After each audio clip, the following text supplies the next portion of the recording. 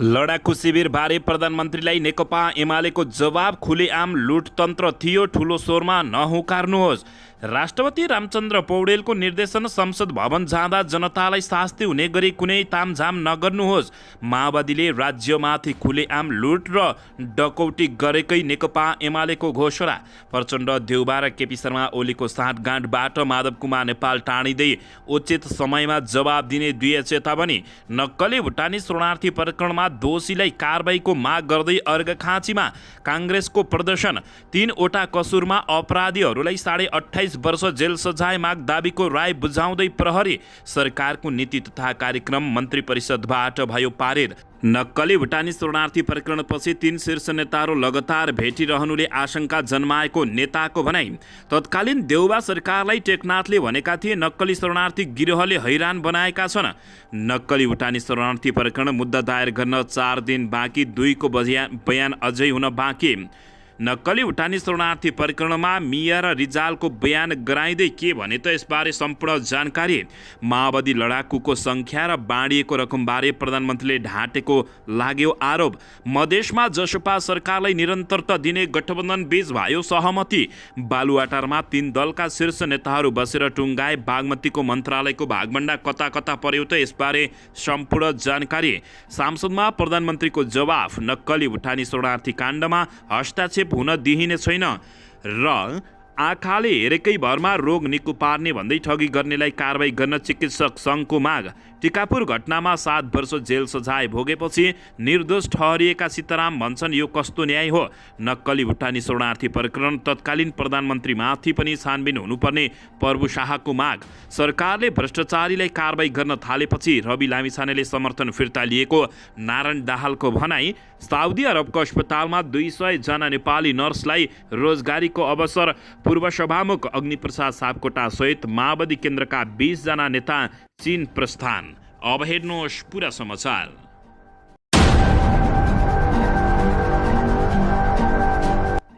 दर्शक महानुभावहरू नमस्कार। नेपाली न्युज टिभीको न्युज बुलेटिन खबरमा यहाँहरूलाई हार्दिक स्वागत छ। सदाझै आज पनि तपाईहरूमाझ देश तथा विदेशका महत्त्वपूर्ण समाचार अपडेटका साथ उपस्थित भइसकेका छौँ।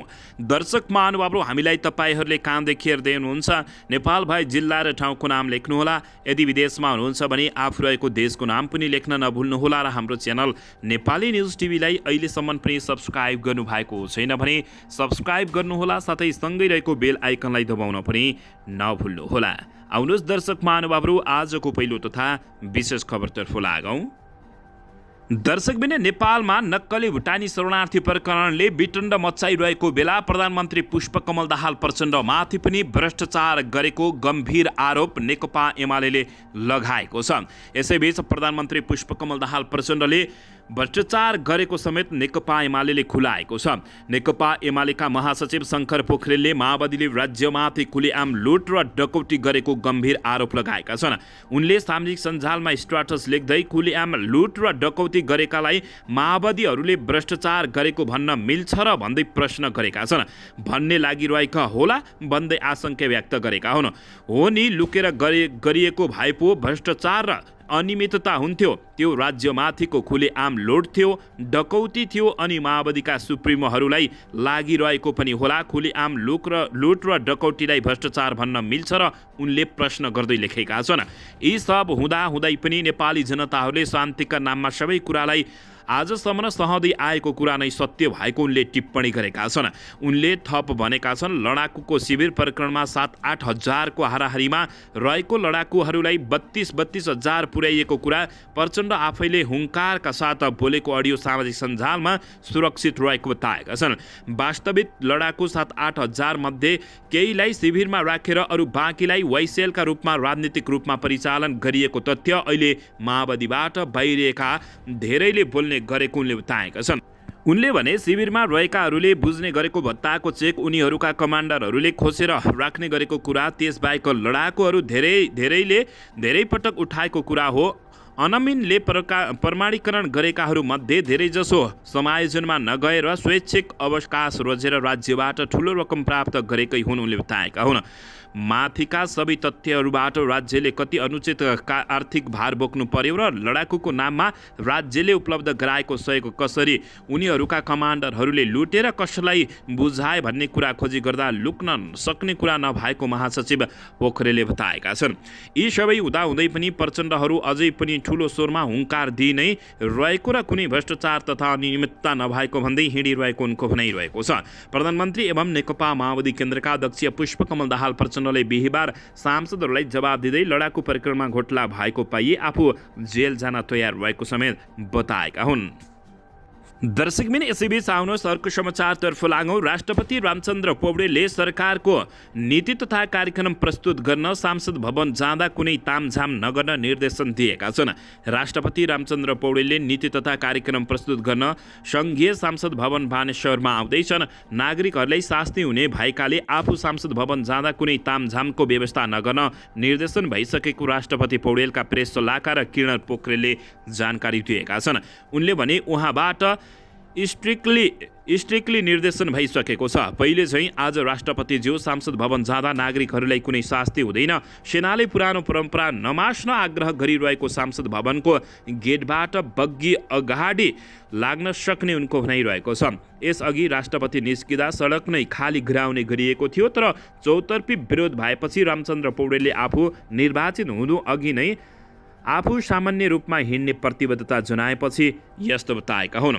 दर्शक महानुभावहरू, यसअघि कि राष्ट्रपति विद्यादेवी भण्डारीले लाजलाई नै लजाउने गरी उनी हिँडेकी थिइन्।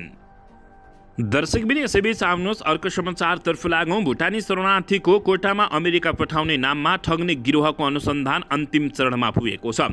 जिल्ला प्रहरी परिसर काठमाडौँले आइतबार सरकारी वकिल कार्यालयमा अनुसन्धान प्रतिवेदन बुझाउने तयारी गरेको हो।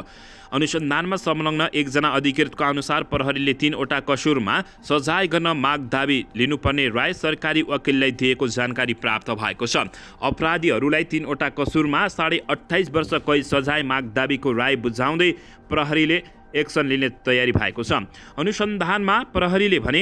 अनुसन्धानमा संलग्न एकजना अधिकृतका अनुसार प्रहरीले 3वटा कसुर सजाय माग दाबी लिनुपर्ने राय सरकारी वकिललाई दिँदैछन्।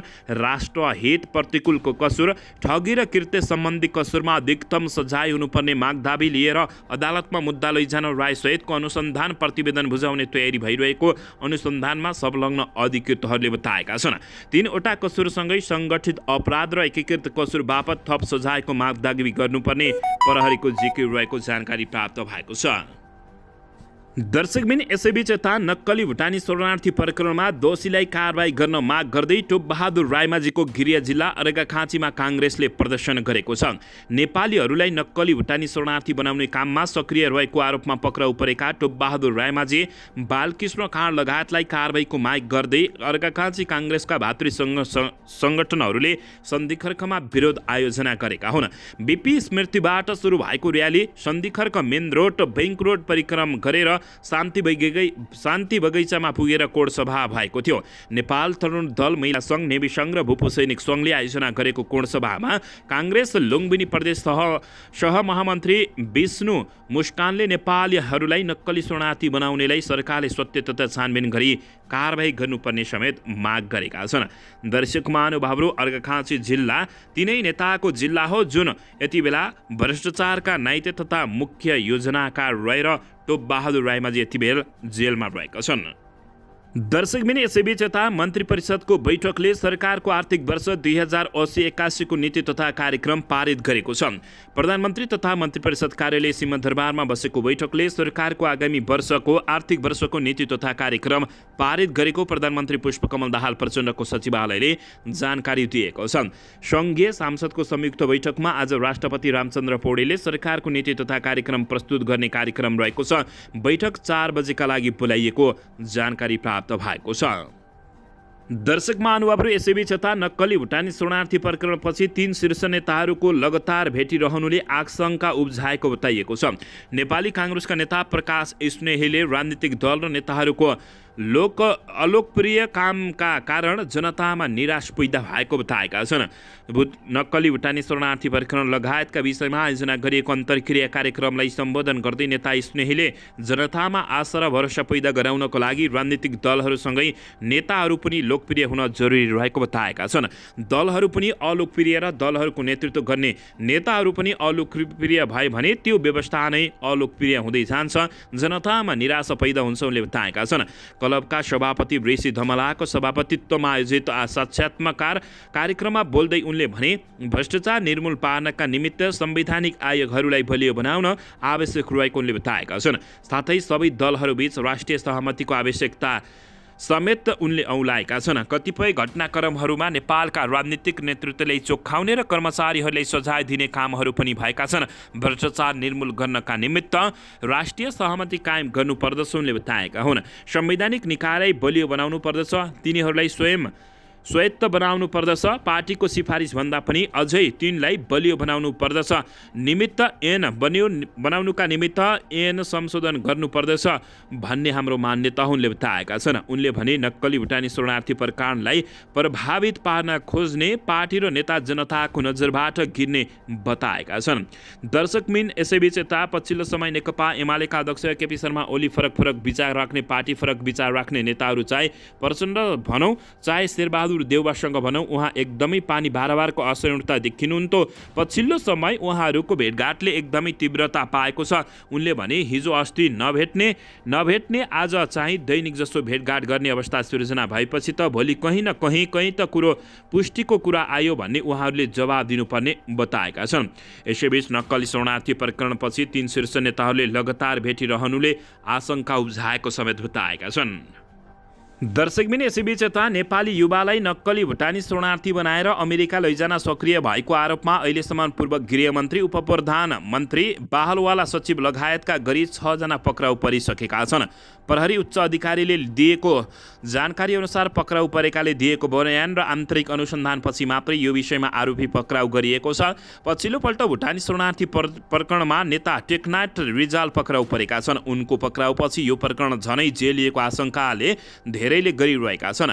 उनले संलग्नताको आरोपले ठूलो गिरोह यसमा सक्रिय रहेको अनुमान प्रहरी अधिकारीहरूले रहेको छ।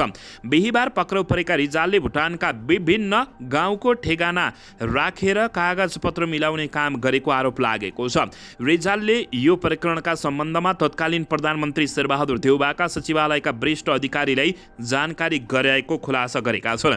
ती अधिकारीले दिएको जानकारी अनुसार रिजालले आफूलाई एक दिन भेटेर नक्कली शरणार्थी गिरोहले आफूहरूलाई हैरानी बनाएको र आफ्ना सुरक्षा गार्डलाई पनि प्रयोग गरिरहेको हुनाले तत्काल परिवर्तन गरिदिन अनुरोध गरेको बताइएको छ। तर रिजालले यो कुरा तत्कालीन गृहमन्त्री बालकृष्ण खाँड र सचिव टेकनारायण पाण्डेलाई भने जानकारी नगराउनु अनुरोध गरेको बुझिएको छ। उहाँको अनुरोधपछि मैले गृहमन्त्रीलाई सचिवलाई भन्छु भने, तर रिजालले उनीहरूलाई नभन्नु किनकि उनीहरूले नै मेरो गार्डलाई प्रयोग गरिराखेका छन्। तपाईँले सक्नुहुन्छ भने प्रहरी महानिरीक्षकहरूलाई भनेर मेरो सुरक्षा गार्ड परिवर्तन गराइदिनु, रिजालसँग भएको कुराकानी स्मरण गर्दै ती अधिकारीले बताएका छन्। दर्शक महानुभावहरू, के शेरबहादुर देउवा पनि तानिएका छन् त? यसबारे तपाईँहरूले के भन्न चाहनुहुन्छ? प्रतिक्रिया दिन नभुल्नुहोला। यसैबीच यता माओवादी लडाकुहरूको सङ्ख्या र बाँडिएको रकमबारे प्रधानमन्त्रीले ढाँटेको आरोप लागेको छ। प्रमुख प्रतिपक्षी दल नेकपा एमालेका सांसद रामचन्द्र राईले तत्कालीन माओवादी लडाकु शिविरमा भएको भ्रष्टाचार बारे प्रधानमन्त्री पुष्पकमल दाहाल प्रचण्डले सांसदमा दिएको जवाबप्रति आपत्ति जनाउँदै ढाँटेको बताएका छन्। शुक्रबार राष्ट्रिय सभा बैठकमा विशेष समय लिएर बोल्दै उनले लडाकु शिविरमा भएको भ्रष्टाचार बारे बिहीबार प्रतिनिधि सभामा सोधिएको प्रश्नको उही जवाब प्रधानमन्त्री दाहालले नदिएको भन्दै असन्तुष्ट व्यक्त गरेका छन्। प्रधानमन्त्रीले महालेखा परीक्षकको कार्यालयले ठिक छ भनेको विषयलाई यहाँ प्रश्न उठाउन उपयुक्त हुँदैन भनेर जवाब दिएको उल्लेख गर्दै यसले मुलुकको सुशासनमा टेवा नपुर्याउने उनको भनाइरहेको छ। सांसद राईले नेपाली जनतामा आशाको सञ्चार गराउने गरी आफ्ना अभिव्यक्ति दिन र त्यही अनुसारको काम गर्न पनि प्रधानमन्त्री प्रचण्डलाई चेतावनी दिएका छन्। दर्शकबिन यसैबीच यता भने प्रचण्ड, देउवा र केपी शर्मा ओलीको साँठगाँठबाट माधव कुमार नेपाल टाढिएका छन्। उचित समयमा आयो भने जवाब दिने चेतावनी दिएका छन्। दर्शक महानुभावहरू, अन्ततः नक्कली भुटानी शरणार्थी ठग प्रकरण चर्किँदै गएपछि नेपाली राजनीतिमा फरक दृश्यहरू देखा परेका छन्। दर्शकबिन, खास गरी पूर्व माओवादी नेताका खेमा नेता नेकपा एमाले क्रियाशील रहेका पूर्व उपप्रधानमन्त्री टोपबहादुर रायमाझी लगायत मुछिएपछि एमाले अध्यक्ष केपी शर्मा ओली, प्रधानमन्त्री पुष्पकमल दाहाल प्रचण्ड बीच लगातार भेट हुन थालेपछि फरक दृश्य देखा पर्न थालेको छ। त्यति मात्रै होइन, नेपाली काङ्ग्रेसका प्रभावशाली नेताहरू पूर्व गृहमन्त्री बालकृष्ण काँड, आङटाबा शेर्पा र नेपाल सरकारकै सचिव पक्राउ परेपछि दर्शक महानुभावहरू, यसमा काङ्ग्रेस सभापति शेरबहादुर देउवा पनि मिसिएका छन्, जसले गर्दा एकले अर्कालाई देख्दा पूर्व पश्चिम फर्किने नेताहरू सातामा चार पटक भेटघाट गर्न थालेपछि ठगी प्रकरणमा जोडिएका नेताहरूलाई जोगाउनको लागि परिरहेका हुन् भन्ने आशंका जन्मिएको छ।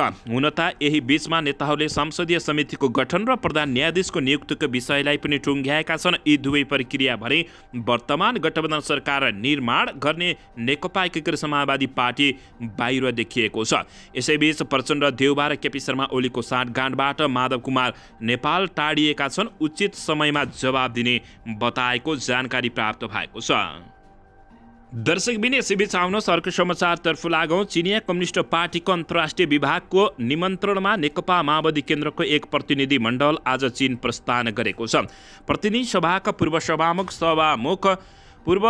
सभामुख एवं उपाध्यक्ष अग्निप्रसाद सापकोटा नेतृत्वको 20 सदस्यीय प्रतिनिधि मण्डल आज चीन प्रस्थान गरेको हो।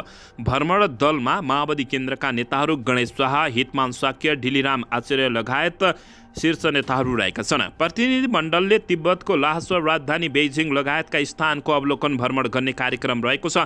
यस्तै भ्रमणका क्रममा विधि छलफलमा सहभागी हुने कार्यक्रम रहेको सापकोटा नेतृत्वको प्रतिनिधि मण्डल 2080 जेठ 18 गते स्वदेश फर्किने कार्यक्रम रहेको समेत जानकारी प्राप्त भएको छ। दर्शकबिन, यसैबीच यता नक्कली शरणार्थी प्रकरणमा तत्कालीन प्रधानमन्त्रीमाथि छानबिन हुनुपर्ने प्रभु शाहले बताएका छन्। आम जनता पार्टी आजपाका अध्यक्ष प्रभु शाहले नक्कली भुटानी शरणार्थी प्रकरण तत्कालीन प्रधानमन्त्रीको संलग्नतामा नभई हुनै नसक्ने बताएका छन्। हिजो बिहिबार प्राइम टाइम टेलिभिजनको जनता जान्न चाहन्छ कार्यक्रममा पत्रकारसँग कुराकानी गर्दै उनले यो प्रकरणमा तत्कालीन प्रधानमन्त्रीमाथि पनि छानबिन हुनुपर्ने बताएका छन्। प्रधानमन्त्रीको बिना उपस्थित यो सम्भव नै छैन। जुन बेलाको त्यसलाई छानबिनमा ल्याउनु पर्दछ कि पर्दैन, कुन बेला गए शरणार्थीहरू रेकर्ड छँदैछ, रेकर्ड त त्यहीँबाट छानबिन गरे हुँदैन र प्रश्न गरेका छन्। उजुरी बयानको आधारमा मात्रै छानबिन गरेर बस्ने हो भन्दै उनले प्रश्न समेत गरेका छन्। उजुरीको वरिपरि मात्रै छानबिनलाई समिति बनाउन नहुने उनले बताउँदै यो प्रकरणमा अहिले बयान परिवर्तनको अभ्यास भइरहेको आरोप रहेको छ। 30 देखि 35 हजार भुटानी शरणार्थी भएको रेकर्ड नेपाल रहेको अवस्थामा लाखौं मान्छे भुटानी शरणार्थी बनेर अन्य देशमा गएको उनको दाबी रहेको छ। साथै क्यान्टोनमेन्ट घोटालाको छानबिन गर्न आवश्यक रहेको नेता प्रभु शाहले बताएका छन्। प्रधानमन्त्रीले संसदमा साहस देखाएर क्यान्टोनमेन्टमा छानबिनको बारेमा बोलेको समेत उनले बताएका छन्। आज प्रधानमन्त्रीजीले भन्नुभयो, म यसमा दुधको दुध, पानीको पानी दुनियाँलाई देखाउन चाहन्छु। यो धेरै पोजिटिभ कुरा हो। प्रधानमन्त्रीले आँट गर्नु, म पनि आफ्नै टाउकोमा आगो बाल्छु र दुनियाँलाई आश्वस्त पार्दछु। यदि गल्ती हो भने म आफै भोग्न तयार छु भन्नुभएको छ। उहाँले यो स्पिरिटलाई म उच्च सम्मान गर्न चाहन्छु, प्रभु शाहले बताएका छन्। दर्शकबिन, यसैबीच यता साउदी अरबको अस्पतालमा 200 जना नेपाली नर्सहरूलाई रोजगारीको अवसर मिलेको छ। साउदी अरब स्थित डाक्टर सुलिमान अल हबिब हस्पिटलले 200 नेपाली नर्सको माग गरेको छ। नेपालमा भर्खर पढाइ सकेर नेपाल नर्सिङ काउन्सिलमा रजिस्ट्रेसन भएका नर्सले यसमा आवेदन दिन सक्ने बताइएको छ, जसका लागि नेपालबाट मनासुल इन्टरनेसनल सर्भिसले काम गरिरहेको छ। नेपालबाट बिना लगानी नर्सहरू साउदी जान सक्नेछन्। मनासुल इन्टरनेसनल सर्भिसका प्रमुख बालकृष्ण श्रेष्ठले भने नेपाली नर्सको विश्वसनीयता र क्षमताले गर्दा यति ठुलो सङ्ख्यामा माग आएको बताएका छन्।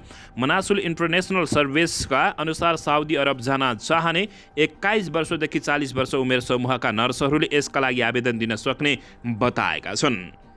दर्शकबिन यसैबीच यता सरकारले भ्रष्टाचारीहरूलाई कारबाही गर्न थालेपछि रवि लामिछानेले समर्थन फिर्ता लिएको नारायण दाहालले बताएका छन्।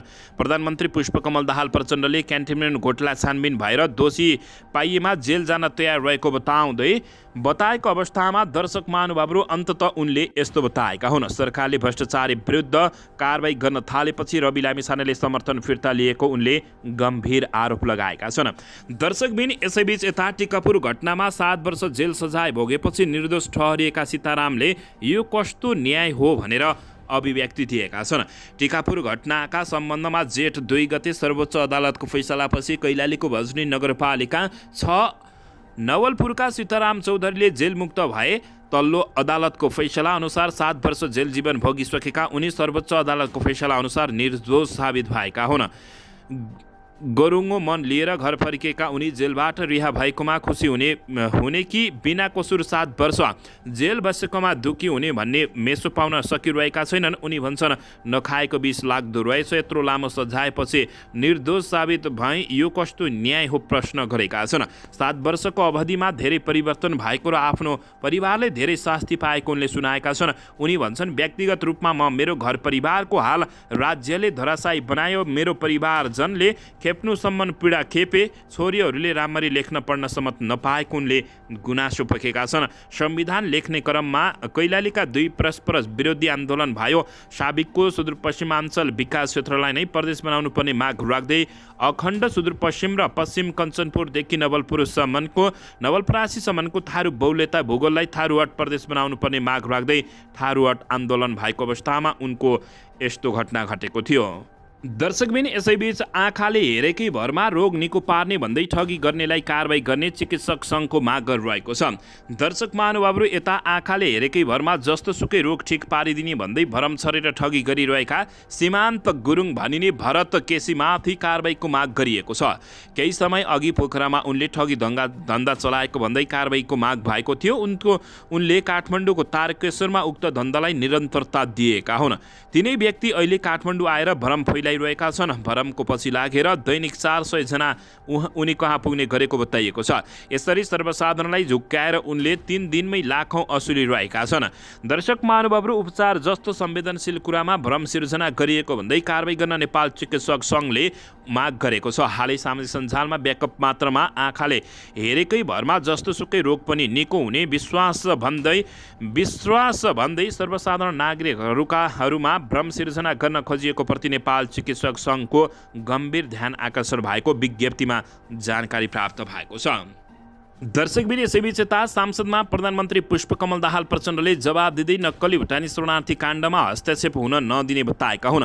प्रतिनिधि सभाको बिहिबार बसेको बैठकमा प्रधानमन्त्री पुष्पकमल दाहाल प्रचण्डले भुटानी शरणार्थी प्रकरणमा भइरहेको छानबिनमा कुनै किसिमको हस्तक्षेप नगरिने र हुन नदिने प्रतिबद्धता व्यक्त गरेका हुन्। सांसदहरूका प्रश्नको जवाब दिँदै उनले प्रहरीको निष्पक्ष र व्यावसायिक अनुसन्धान कार्यमा कुनै निकायबाट पनि हस्तक्षेप नभएको दावी गरेका छन्। छानबिन बिना कुनै हस्तक्षेप गरिने छैन, हस्तक्षेप हुन नदिने पनि बताएका हुन्। उनले भने प्रधानमन्त्री प्रचण्डले नेपाली नागरिकलाई नक्कली भुटानी शरणार्थी बनाउने अपराधको निष्पक्ष अनुसन्धान गरी प्रमाणका आधारमा दोषी देखिएका जुनसुकै तहका पदाधिकारी तथा व्यक्तिलाई कानुनी कारबाहीको दायरामा ल्याउन सरकारले कुनै कसर बाँकी नराख्ने प्रतिबद्धता पनि व्यक्त गरेका छन्। निर्धारित समयमा 1.5 घण्टा ढिला सुरु भएको बैठकमा विभिन्न राजनीतिक दलका गरी टन्नै राजनीतिक दलहरूले उनलाई प्रश्न गरेका थिए। दर्शक महानुभावहरू यसैबीच यता मधेसमा जसपालाई सरकारले निरन्तरता दिने गठबन्धनमा सहमति भएको छ। यता बालुवाटारमा 3 दलका शीर्ष नेताहरूले बसेर बागमतीको मन्त्रालयको भागभण्डा टुङ्गाएका छन्। दर्शकबिन नेपालका भ्रष्टाचारी नेताहरूलाई कस्तो सजाय हुनुपर्छ, तपाईहरूले प्रतिक्रिया दिन नभुल्नुहोला।